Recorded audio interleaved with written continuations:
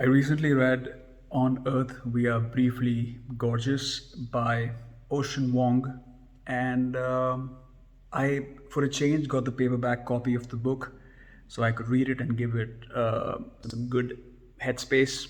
And it took me about 4 days to finish the book.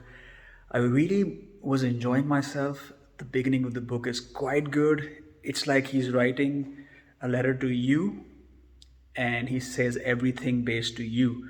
So he will say something like, "You used to do this, you used to do that, and then I would say this to you in my childhood days, but you never da da da." He goes on, and the very first chapter is a chapter in which you are hitting him. You in this case is his mother, so it's like a letter, a reminisce, a memoir written to his mom. Now, I'm not sure if this is fiction. I think it's completely fiction. And the author writes in that format where he's writing to his mom, and that's quite engaging. He's been beaten up very badly by his mother in the first chapter, so you're instantly hooked by it. Moving on, you realize there are more people in his life. His grandmother, who is a very funny lady, and the supporting actress of this entire book. Her name is Nan or Lan. Lan.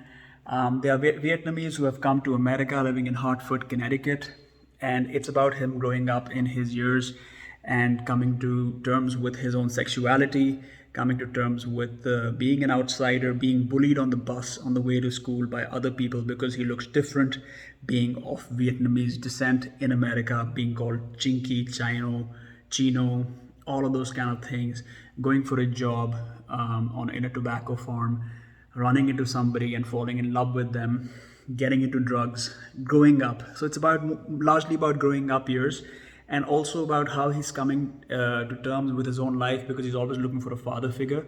But the only figures he has in his life are his grandmother, his aunt, and his mom. His father has beaten up his mother, and so they don't live together anymore. And I won't divulge further because it'll be kind of ruining things for you.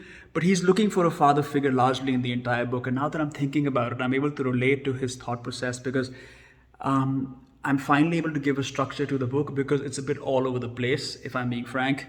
Halfway through the book, I was really enjoying it, but towards the end, I felt it became a bit too melodramatic and shallow, like all poems are shallow. I don't like poets, man, and I don't like poems so too much. So I found it a bit shallow and compressed. So I didn't quite like the latter half, especially the last quarter. It was difficult to read because he was really bulldozing me with these guffaws and silent sentences like memory is a choice. That was still okay, but beyond that there was some very bad sentences, and it couldn't refrain from being poetic and foolish at the same time. I think there's an element of a foolishness to it, which is attached to poetry. That's my belief anyway. I've never been a big fan of poems and all that. So yeah, man, he kind of does this thing where he just goes.